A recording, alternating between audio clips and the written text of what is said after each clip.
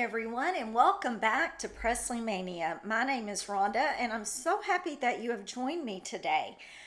I hope everyone had a wonderful Labor Day weekend. Ours was quite eventful. We spent ours in the hospital, ER, and then we transferred Don to another hospital. He had a small bowel obstruction. He is doing much, much better now. I'm so thankful. It was able to heal itself. And so, we had lots of people praying, and we also had some really good doctors. So we're very thankful that he's doing well now. So we still have a few more hurdles to get through, but we're gonna make it. So anyway, I have got some big news here. Lots of documents. Brigitte Kruse has filed a first amended complaint. She filed a lawsuit in the Superior Court of the State of California, County of Los Angeles, and we went over that. And that was the complaint. Well, it has been amended since, and I've got it. It's 150 something pages. I'm going to go over the bulk of this. I'm going to give you the information I have.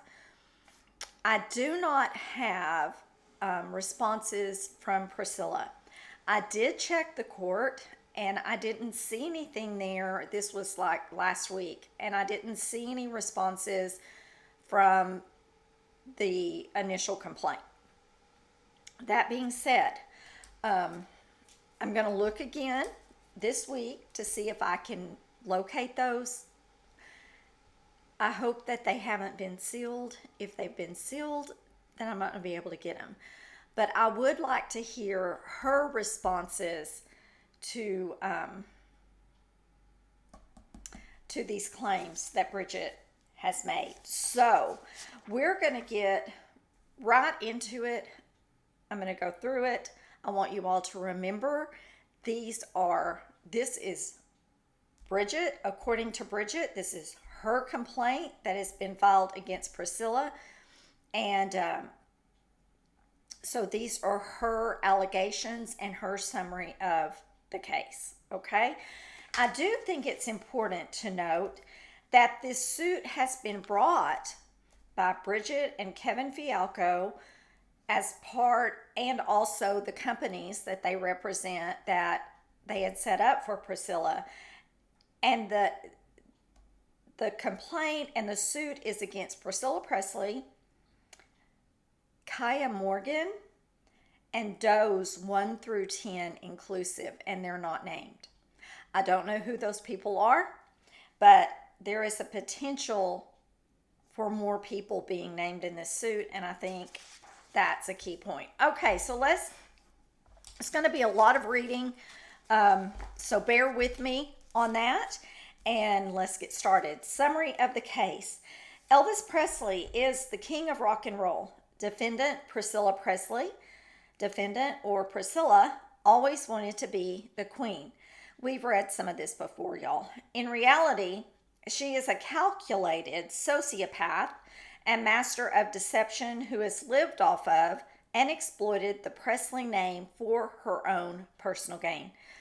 Despite flaunting a public persona that only wants to protect and keep her family together, Priscilla ultimately wants one thing: power, no matter the cost.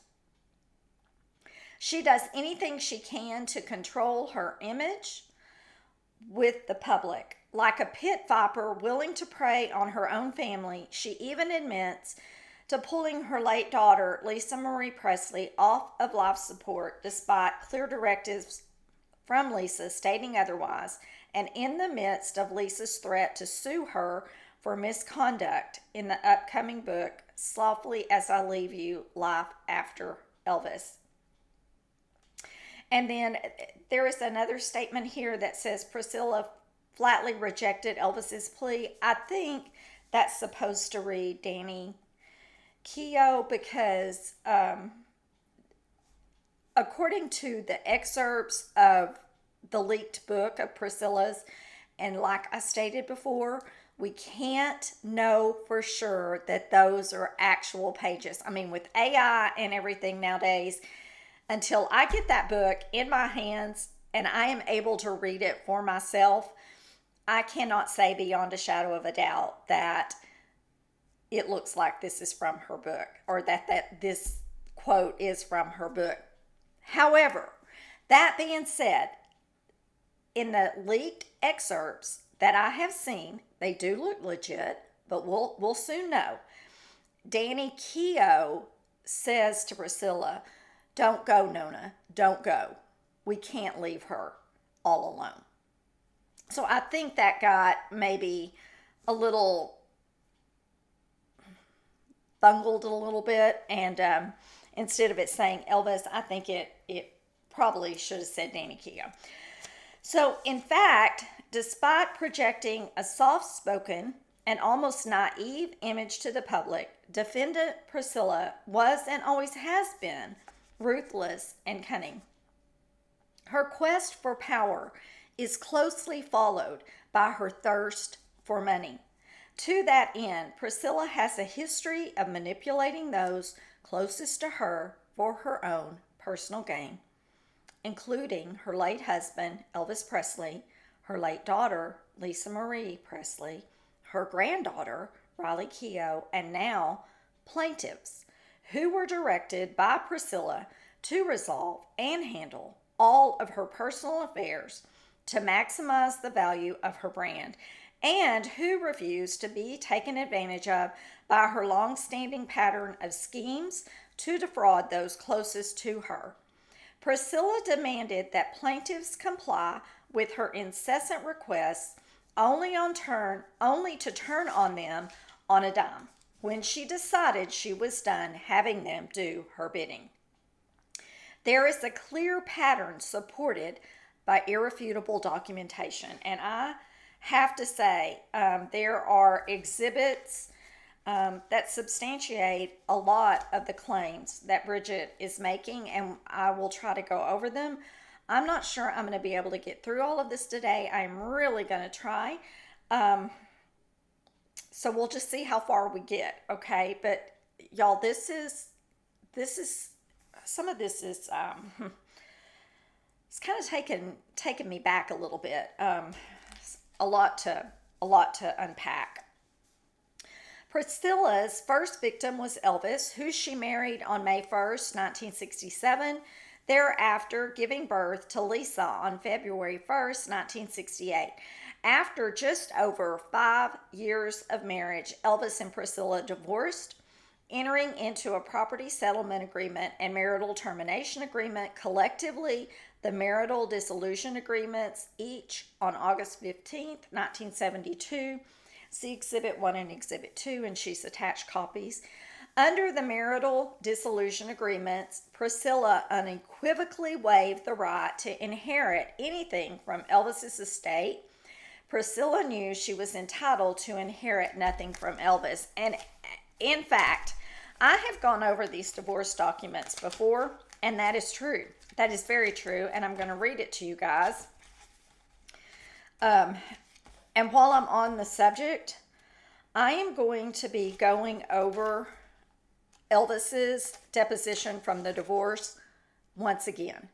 I'm going to do it a little differently. There have been so many questions from all of you, and questions pertaining to she was not supposed to use the name Presley, and I have stated that it's nowhere in the divorce documents. I'm going to go over something today that I think is going to give you an idea where that may have come from, but it's not in the divorce documents. It was whether Elvis, like I've said before, whether Elvis privately or maybe to some of his friends, the guys or whoever, said, I don't want her using my name for personal gain or personal benefit. Legally, there is nothing to prevent her from doing it. There's not. I mean, it's not stated anywhere in those documents, but we'll go over all of that. So let's get back on track here. Okay.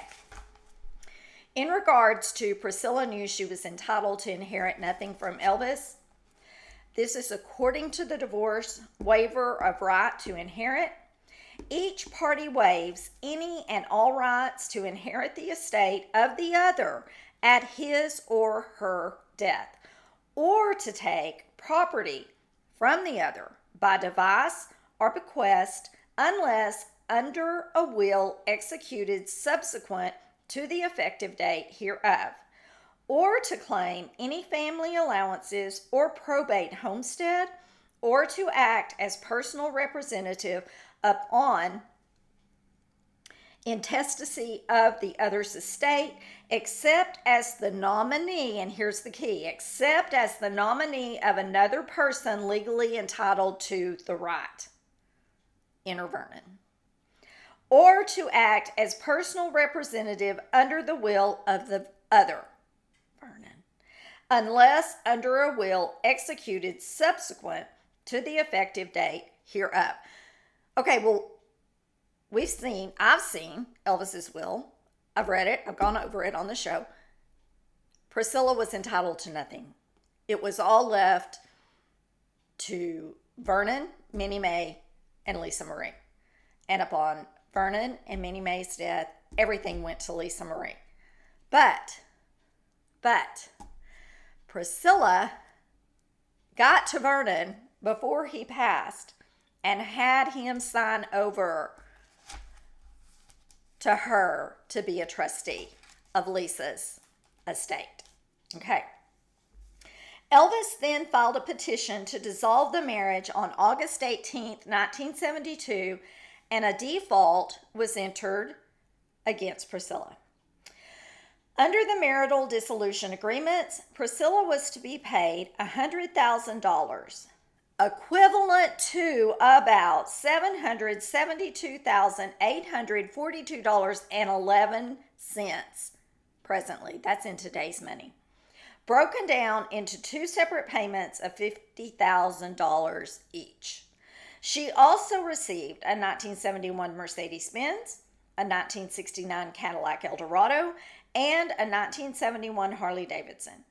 Elvis agreed to pay $500 per month in child support, which in today's money is $3,864.21, until Lisa reached 18 years of age, and he agreed to pay $1,000 per month in spousal support for 5 years to Priscilla, equivalent to about $7,728.42 a month.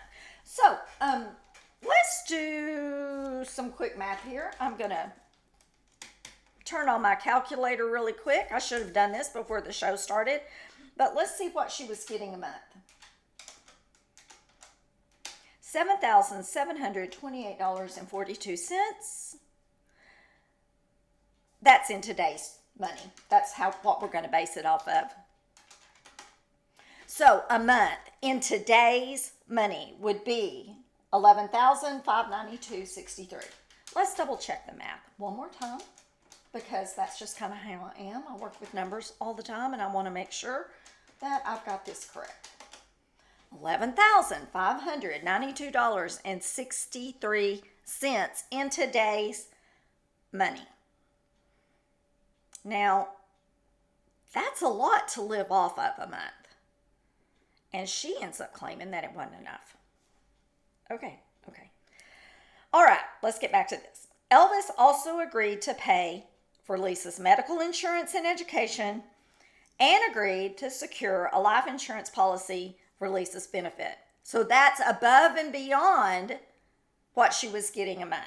Okay. Now, let's go back to she would get spousal support for 5 years. Okay. So that big chunk of $7,000 and something was only going to be for 5 years, but that's in addition to what she was already going to get. So, in addition to the $100,000, okay? Out of pure greed, Priscilla claimed that what she received was not enough for her to live on. And she attempted to set aside the default entered against her, seeking to effectively unwind the marital dissolution agreements, feigning ignorance. Priscilla claimed that Elvis defrauded her, asserting that Elvis promised to always take care of her. See Exhibit 4 and Exhibit 5, and I've got them. Elvis opposed Priscilla's claims, arguing that Priscilla previously urged him, "I do not want to take you. I only want to know that I can live comfortably." And sure enough, in those exhibits, that's what she said. And I have read it in the divorce, and we will get to those hopefully next week when I go over the deposition comparing what Elvis had to say to what she was claiming. And we're going to break it all down.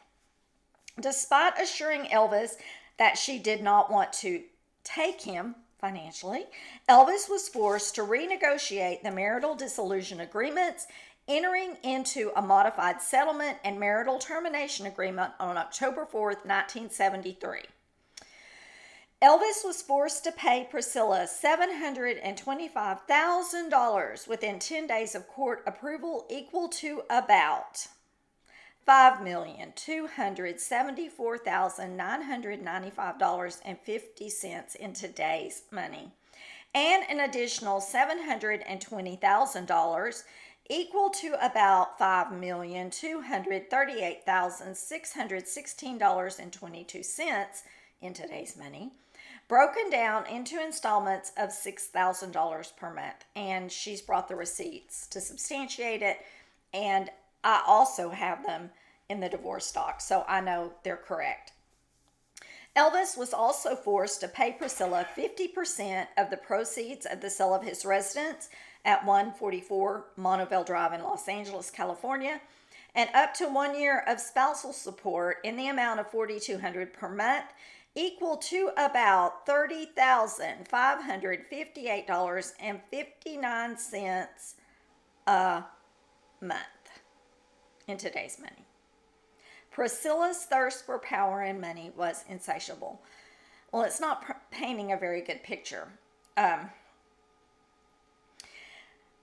Here comes the next item. Despite enriching herself and extorting millions of dollars from Elvis, she then placed a lien on Graceland on or about April 29th, 1977, in the amount of $494,024.49, adding pressure to Elvis less than 4 months before he died on August 16, 1977, from a heart attack and drug complications. See Exhibit 9. Priscilla exerted undue pressure on Elvis, pushing him to his death.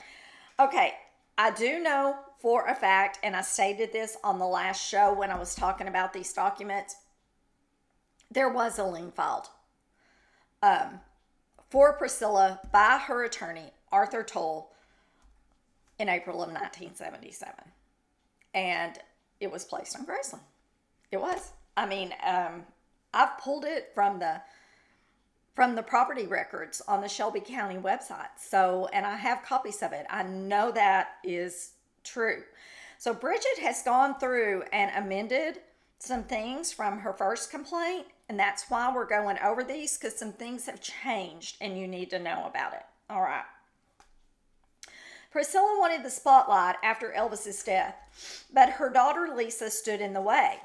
When Elvis died on August 16, 1977, his estate was placed in a trust for Lisa, his sole heir, who became the sole beneficiary of the trust after Lisa's grandfather and great-grandmother each passed.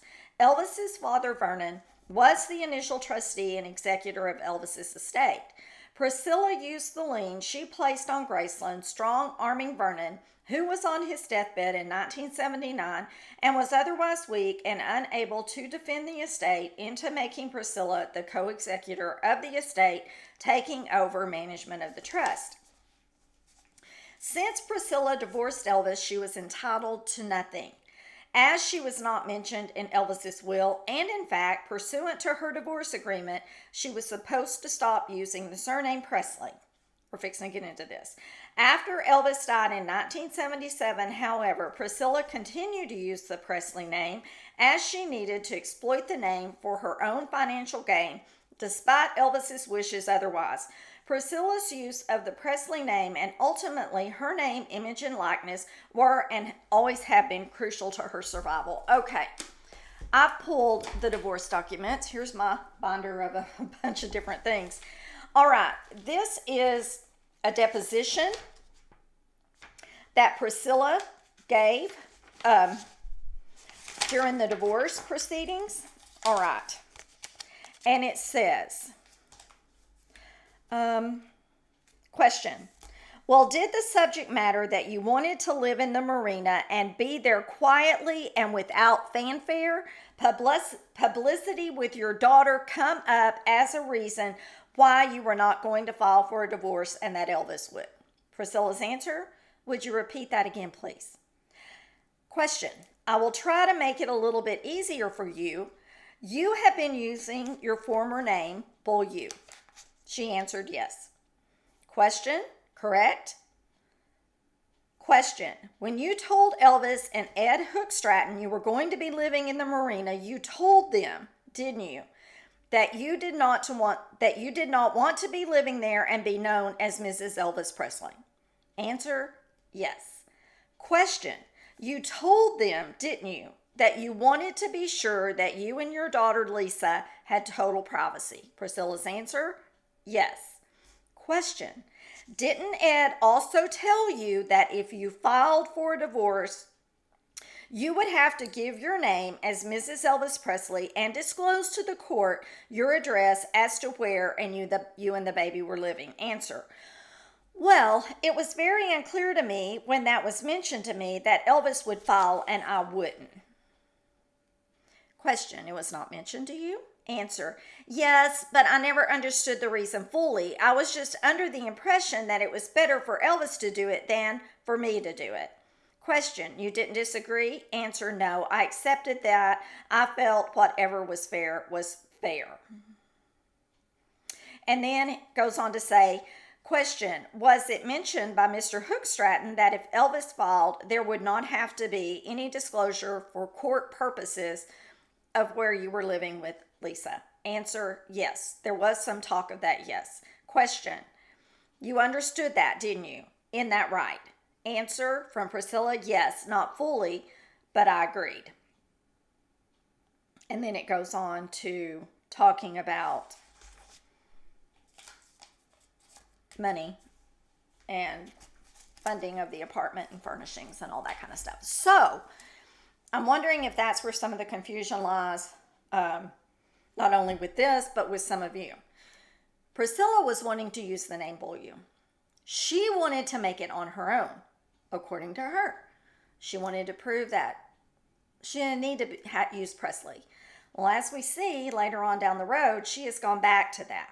And like I said, whether privately Elvis mentioned to her he didn't want her using it, or whether to the guys, we don't know. We don't know. But as you will see, when I go back through the divorce documents, it's not there. And if some of you want to see those divorce documents, they're all on my YouTube channel here. And you can go back and look at them. And I want to give full credit to Darby Shaw, aka Kimberly Hutchison, because she is the one who secured these documents. She spent her own money. She shared them with me, and I had them to go through. They were not easy to get, and that's why I have these, is all because of her. And the shows that you go back and watch on the divorce, all of the graphics were done by Thunderstruck Videos, and that was also Darby, aka Kimberly. So I just wanted you all to know that. I want to give credit to her. She did so much, and she is so missed in the Elvis community because she was a seeker of truth and one of the most honest people I've ever met in my life. So anyway, let's get on with this. Priscilla wanted the spotlight. Let's see, did I get to this? Yes, I've already done that part. My apologies. Okay, so let's move on. Item 13. The original trust established for Lisa's benefit dissolved on February 1st, 1993, when Lisa turned 25, at which point she inherited the estate. Since Lisa was the sole heir of Elvis's estate, which included ownership and control of Graceland, Priscilla was substantially dependent upon and intertwined with Lisa. Priscilla clung to Lisa and could not fathom being a mere afterthought of the Presley legacy. After all, in her mind, she was the queen. Priscilla nevertheless resented and was jealous of Lisa. Shortly after Lisa's death, Shortly after Elvis's death, Lisa told Priscilla that her boyfriend, Michael Edwards, Priscilla's boyfriend, was touching her inappropriately, telling her he was going to teach her how to be with a man. And this is sick. Priscilla blew off Lisa's desperate pleas, said she was lying, and claimed that Lisa could never keep her hands off her boyfriend. Instead of comforting Lisa, Priscilla dropped her off at the Church of Scientology and got her hooked on drugs, even doing cocaine with her. In reality, Priscilla envied Lisa for always being in the spotlight. In public, Priscilla portrayed the opposite persona, one of a doting mother and matriarch, known to her grandchildren as Nona.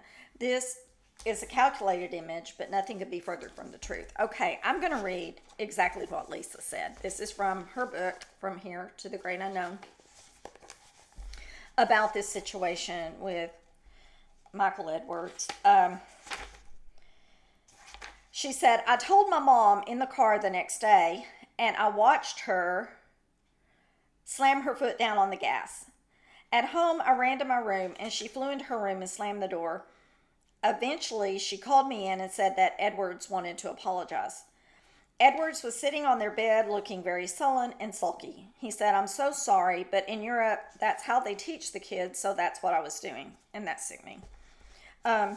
I didn't know what to say. I would always feel bad for him when he apologized. Then it goes on and it talks some more about some more abuse that happened after this apology. And she said it was the kind of the same drill every time. And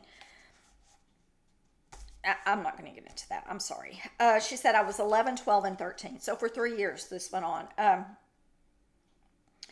She said, at this point in my life, my mom was trying to have a career. She was trying to be a model and an actress, and she was doing commercials, so she left town quite a bit.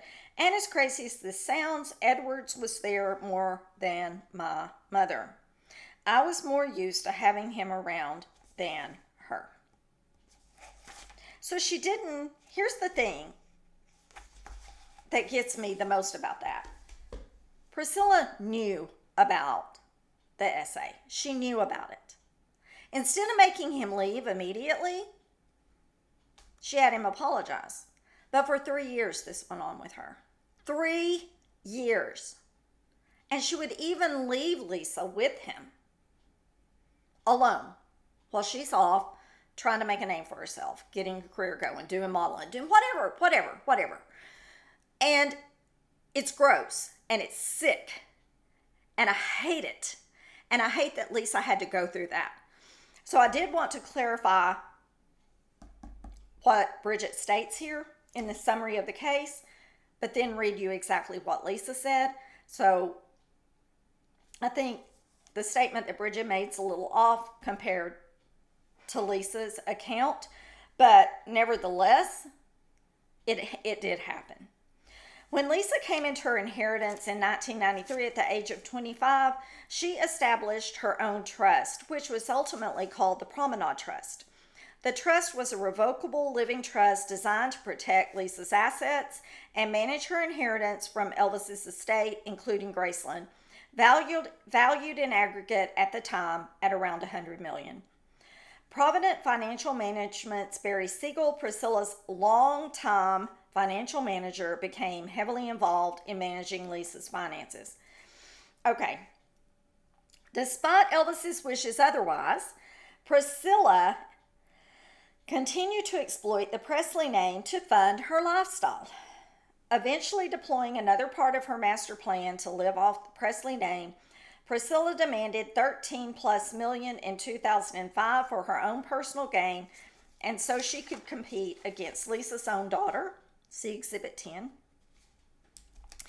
Priscilla deliberately chose to ignore Elvis's wishes, attempting to forever live off of Elvis's hard work and good name, entering into a purchase and sale agreement and consulting with Elvis Presley Enterprises, an entity that is majority owned by Authentic Brand Group. EPE manages Elvis Presley's intellectual property, including his name, image, and likeness. Okay, let's see if I can find Exhibit 10 here. Oh yeah, here it is, right here. Double check it. Okay, got it. All right. This message is from Lee Phillips to Craig Fox. And he says, okay, I'm looking for the other Priscilla agreement so I can add up the money to match the $13 million she eventually gets. The new consulting agreement I got yesterday afternoon has $560,000 for 10 years. I am told that the rest is in that sale of name agreement. I gather there is a payment on execution and a note. Maybe that is not changed, but I recall that being $6,500,000 between the two. How is the balance covered so I can explain to Priscilla? And then he ends it with a sentence that isn't applicable. So, indeed, she did sell her name, image, and likeness back then. On July 12, 2010, the consulting agreement was amended, giving Priscilla a $250,000 bonus and increasing her consulting fee, this is on the trust, to $800,000 per year. The consulting agreement was again amended on June 21, 2011, increasing Priscilla's compensation to $900,000 per year through 2018. After already extorting and exploiting Elvis for millions of dollars and using a lien against Graceland to exert control and make herself co-executor of the trust and manager of the estate, she then exploited Lisa, selling off Lisa's assets for her own benefit, pilfering the estate. Lisa was thereafter left broke. So the trust, Priscilla was taking that money that started at $250,000 bonus and then got $800,000 per year and then increased to $900,000 per year. That was coming out of Lisa's money. Okay. And I know that's right because I also have copies of that agreement. Okay, so, y'all, this is going long, but I really, there's more things that I want y'all to hear.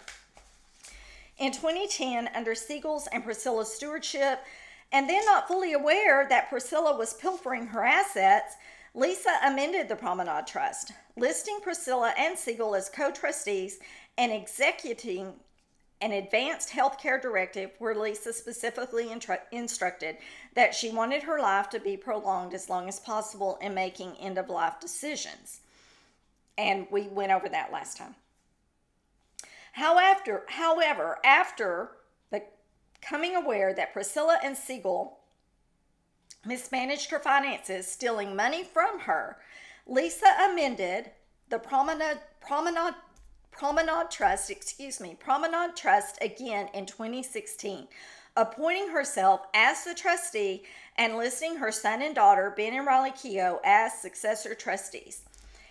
Specifically, when Priscilla demanded $13+ million in 2005 for her own personal gain in direct conflict with her role of trustee over Lisa's estate, she and Siegel orchestrated the sale of 85% of Lisa's interest in certain assets Elvis left for Lisa.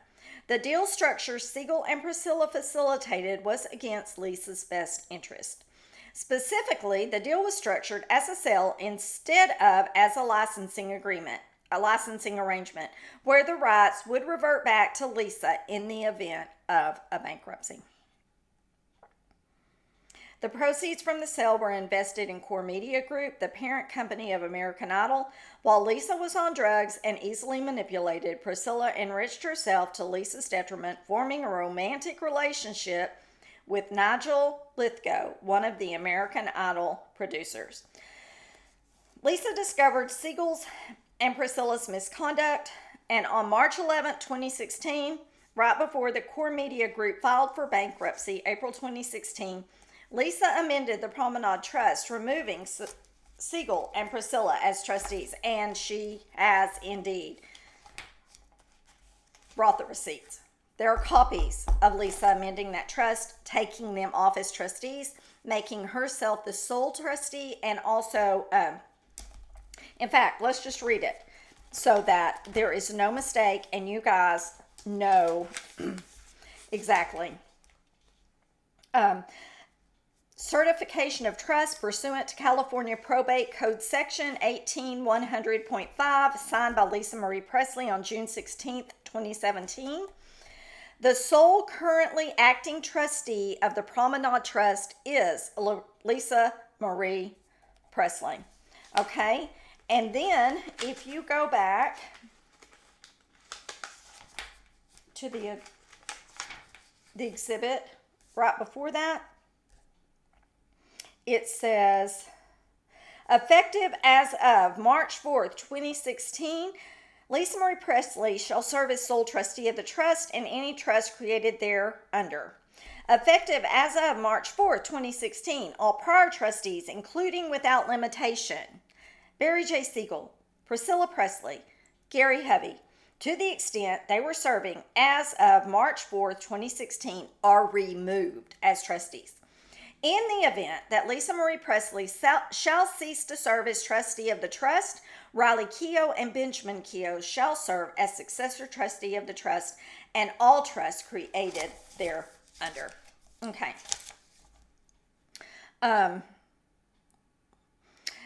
Let's see. Did we go over this? Yes. Lisa discovered, I've already done that. After realizing Siegel and Priscilla mismanaged her finances, acting in concert as co-conspirators, Lisa filed suit against Siegel in 2018 for financial mismanagement. And Lisa ultimately discovered that Priscilla surreptitiously abused her position as trustee, arranging for herself to be paid $900,000 per year, even though she had no ownership stake in Elvis Presley Enterprises, nor did she perform any executive level work sufficient to justify the salary. Priscilla's relationship with Lisa was broken. Priscilla, who always claimed that Lisa threw herself at her boyfriends, even used claims of sexual of misconduct against Lisa during her divorce from Michael Lockwood as leverage against Lisa. Despite pilfering the estate Elvis left for Lisa, Lisa agreed to not name Priscilla in her litigation against Siegel. Adding insult to injury, Priscilla, tied to the hip of her co-conspirator Siegel, abandoned Lisa and kept Siegel in his role as her business manager, deceiving and betraying Lisa for power and money while staying with Siegel. Lisa and Priscilla were estranged, and Priscilla was, once again, on the outside looking in. Remember the date, 2016, okay? Despite her doting public persona, Priscilla had an obsession with being known as Elvis. Priscilla had an obsession as being known as Elvis, and she led a lavish lifestyle, ultimately burning through the more than 13 plus million she was able to extricate from the estate, despite Elvis's wishes in their divorce that she would not use his name. Well, we've kind of already debunked that. By 2021, Priscilla was financially destitute and looking for another victim to fund her opulent and frivolous spending habits. Although she lived a fast-paced, glamorous life, in reality, she owed nearly $700,000 to the IRS and was broke. In 2022, Priscilla approached Plaintiff Kruse, a well-known auctioneer who had a reputation for selling coveted Elvis memorabilia, and Plaintiff Fialco, a Desert Storm veteran and successful entrepreneur who had amassed an impressive collection of Elvis Presley memorabilia, to help correct her financial affairs, which were in severe distress. And it goes on, and it's understanding Priscilla used to induce Kruse and Fialco to invest in her. It goes on and it talks about Brigitte and it talks about Kevin and their time, but there are some things that I want to bring out. So when Lisa passed, because this is going way, way long. When Lisa passed, we all know that there was a suit immediately placed on Riley on on Lisa's irrevocable trust that had to do with her life insurance policy. Okay. And like I've said before, Bridget was a part of that. And she was Priscilla's power of attorney at the time. And she got the ball rolling on all of it. And I said it over and over that I wish she would have never done that. I wish when Priscilla said, I want this done, that she would have ran as fast as she could go away from her, because it wasn't good. And I'm about to read to you, I believe this is an email that was sent, and this is part of the exhibit. It's exhibit 36. That's part of this suit, and it's from Riley. And this is what it says. It says, hello, subject Nona, hello. Unfortunately, and it's written to Priscilla, unfortunately, Nona, as you are taking me to court, I am being forced to defend my mother's wishes legally and publicly, which would not have been my choice. It is really hurtful that after years of me trying to resolve your and my mother's broken relationship, excuse me, and restore our family, you are taking me, of all people, to court. I have protected you from lawsuits from my mother, often advocating for you, and always tried to keep everyone operating out of love. Even a few weeks before my mother passed, she wanted to sue you again, and you called me for help. I advised her so strongly against it, which resulted in a fight between me and her. But as you know, she chose to listen to me and not sue you. I believe then and now lawsuits among family members have no place, but here we are. I must also share with you that I found being called about the will less than 24 hours after my mother passed and getting emails from lawyers before my mother was even buried incredibly heartbreaking. It was very upsetting that I was forced to find a lawyer to represent me and my sisters and my mother's wishes within days of her passing. I assume that you are being advised to take these actions by your representatives, but you must know that this chosen path can only further estrange our family, which is really sad. My hope is that you are being poorly advised and this is not actually coming from you. But what I don't understand is why there is a narrative that this massive falling out between you and my mother in 2016 didn't occur. My mother very loudly and clearly asserted to many people, including you, that she felt you had financially and personally betrayed her, and as a result, she was taking you off of the trust and replacing you with my brother and me. If you are trying to remove me from the estate under the guise that you don't remember the falling out about the Promenade Trust and her finances, it doesn't make any sense, because you were still estranged from my mother at the time of her death. All as a result of this same falling out. I am now being forced to fight you in court to protect my mother and my mother's wishes for her estate, which you know goes against my nature. That says it all, doesn't it? It goes back to Priscilla's MO of, oh, I didn't know. And when we go through the divorce deposition again, you're going to see that. I wasn't served the papers. I didn't know. Oh, I didn't know how much the houses cost that Elvis and I bought. Oh, I didn't know. I didn't know how much money he made. I didn't know. I didn't know. I didn't know. It's not adding up to me. It's just not. Then there is a text from Riley to Priscilla. From our meeting with my grandma, it sounded like she wanted to, one, advise me on the estate, and two, be able to do events at Graceland and be the face of Graceland. I am guessing, wait a minute. This may be a text from Riley to Priscilla, and maybe Brigitte was involved in this. It's hard to tell from the way it looks on here, but it says, from our meeting with my grandma, it sounded like she wanted to, one, advise me on the estate, and two, be able to do events at Graceland and be the face of Graceland. So if it's not solely about finances, then we can ask to take the annual fee from Joel out. Allow her to keep making money the way she is making money currently and keep her name and likeness. Then ask for a guaranteed amount of paid events at Graceland each year so she can do her Graceland events and keep her as my advisors and keep that fee. So would that explain why she showed up at the book tour? On Lisa Marie's book tour? That it was something that was negotiated? That it had, it had to be that way? Sure makes you wonder. And why is it so important to Priscilla to be the face of Graceland? It was Lisa's. Lisa was the face of Graceland after Elvis left us. So I don't get this desire of hers to be front and center of everything. Does it all strictly boil down to money, or is there something else involved in it? Does it have to do with notoriety and being remembered?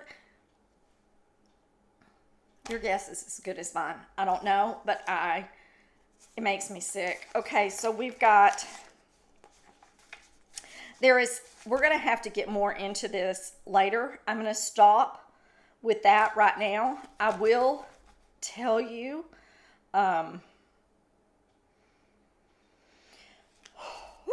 that I don't think that Lisa really wanted to be with her mom at the Golden Globes on January 10th. It states in here that Lisa had no desire to see or otherwise be near Priscilla. Lisa had been in a long-running dispute with Siegel, and she resented Priscilla for staying with Siegel and misusing Lisa's money for her own self-interest. Crucially, Priscilla was aware that Lisa was getting ready to remove her as the sole trustee of Lisa's irrevocable life insurance trust and was threatening to sue her. In fact, on January 2nd, 2023, only 10 days before Lisa passed on January 12, 2023, Priscilla was made aware that Lisa was threatening to sue her in connection with mismanaging Lisa's finances. Let that sink in. That makes what Riley said in her email to her Nona even more poignant.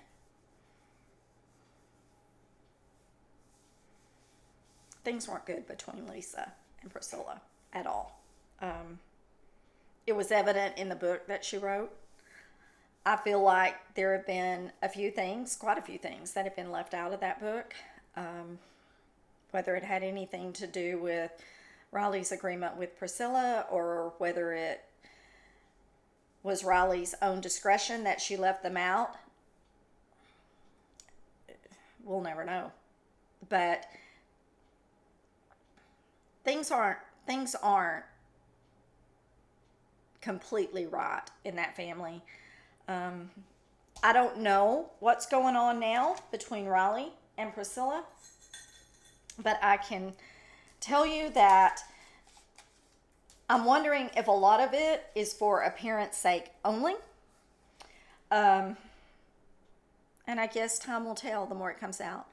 Her book, I have ordered her book, and I am going to go over it. So we'll break that down. But it looks like there is more to go over in this statement from Brigitte.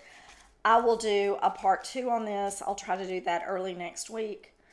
And if time permits, and as long as things are going okay with my husband, I will get the divorce deposition document video done, because I think that's really important in light of everything that's going on with this case between Priscilla and Brigitte, that we get that out there as well, so you can see the pattern. And we can even compare it to the Barry Siegel stuff. We can compare it to the suit against Riley. All of it. The pattern is unmistakable. It's always, oh, but I didn't know. Oh, but I didn't know. And it's quite evident when you start reading the documents. And it's very sad to me. So we're going to end with this. Again, this has gone way longer than any video I've ever done before, I think. So remember, you only get one shot at this life. So live each day to the fullest, because you never know what tomorrow's going to bring. So until next time, I'll see you later. Bye, everybody. Have a great weekend. Thank you.